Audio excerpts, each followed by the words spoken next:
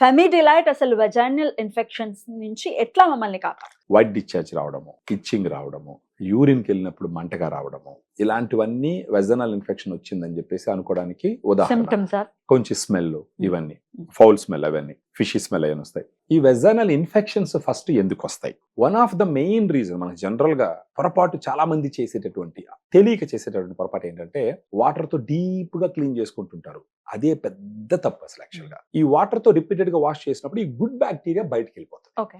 Even soap తో కూడా wash చేసినప్పుడు కూడా ఇదే జరుగుతుంది. సోపు, వాటర్, మేజర్ గా మనం చేసే తప్పు ఏంటంటే, ఆడవాళ్ళు చేసే తప్పు ఏంటంటే వాటర్, తర్వాత సోపు, వీటన్నిటితో పాటు స్ట్రెస్, టూ మచ్ స్ట్రెస్ ఉండే కానీ వెజనల్ ఇన్ఫెక్షన్ వస్తుంది.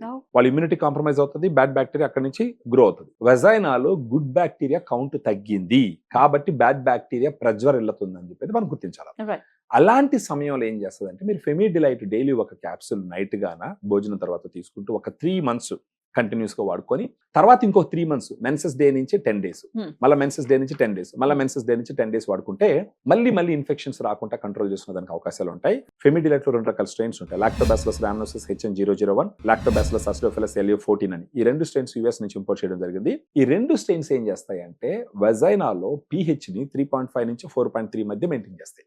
ఇప్పుడు antibiotics, anti fungals, vaginal washes తీసుకుంటే ఏమవుతుందంటే, అవి బ్యాడ్ బ్యాక్టీరియాని చంపుతాయి, వాటితో పాటు గుడ్ బ్యాక్టీరియాని కూడా చంపుతాయి. ఇప్పుడు ఆ గుడ్ బ్యాక్టీరియా రిస్టోర్ చేయడానికి వాడేది ఫెమిడిలైట్. సో దీన్ని తీసుకుంటూ పోతే అక్కడ వచ్చేసి pH మెయింటెనెన్స్ అవుతుంది. అప్పుడు బ్యాడ్ బ్యాక్టీరియా గ్రో అవ్వదు.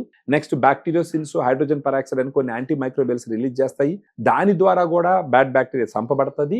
ఈ రకంగా ఏం చేస్తుంది అంటే, వెజైనాలో ఉండే ఇన్ఫెక్షన్స్ తగ్గుతాయి. మనకు ఆ సిమ్టమ్ రిడక్షన్ ఎప్పుడు తెలుస్తుంది అంటే, కనీసం 1 నెల గడిస్తే ఫస్ట్ తెలిసేది జ్వరం తగ్గడం తెలుస్తుంది. కానీ ఫాస్ట్ గా కొంచెం సిమ్టమ్స్ కంట్రోల్ అవడానికి కొన్నిసార్లు వెజనల్ ఇన్ఫెక్షన్ ఉంటుంది, యూరినరీ ట్రాక్ ఇన్ఫెక్షన్స్ కూడా ఉంటాయి. యూరినరీ ట్రాక్ లో ఎచ్చరిషియా కొలై అని చెప్పి ఒక బ్యాక్టీరియా ఉంటుంది, బ్యాడ్ బ్యాక్టీరియా. ఆ బ్యాక్టీరియా ఏం చేస్తుంది, ఈ మూత్రనాళం గోడల మీద పోయి కూర్చుంటది. ఒకసారి బ్యాక్టీరియా ఒక హోస్ట్ మీద కూర్చునిందంటే మైక్రో ఆర్గానిజమ్స్ మల్టిప్లై అయితే ఇన్ఫెక్షన్ పెరుగుతుంది. అక్కడ వచ్చేసి యూటీ బ్రీజ్ ఉపయోగపడుతుంది. అందుకని 2 products ని కూడా ఈ రోజు మీరు చెప్తున్నారు. అక్కడ వచ్చి యూటీ బ్రీజ్, అది కూడా సప్లిమెంట్. సో ఇది ఒక టాబ్లెట్ డైలీ మార్నింగ్ బ్రేక్ఫాస్ట్ తర్వాత ఒక టాబ్లెట్ తీసుకోవాలి. ఇది డయాబెటీస్ గాని ఉంటే కనీసం 1 నెల రోజులు అలా తీసుకోమని చెప్పి చెప్తాము. డయాబెటీస్ లేకుండా ఉంటే ఒక 3 నెలల పాటు అలా తీసుకోమని చెప్పి చెప్తాం.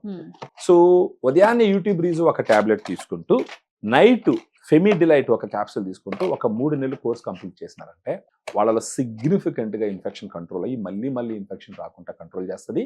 ఈవెన్ ఒకవేళ ఫ్యూచర్ లో ఎప్పుడైనా వచ్చినా కూడా ఫెమిడిలైట్ ఒక బాటిల్ ఇంట్లో పెట్టుకుంటే, ఫర్ ఎగ్జాంపుల్ అంటే ఆడవాళ్ళ బ్యాగ్ లో ఒక ఫెమిడిలైట్ ఎప్పుడు ఉండాలి.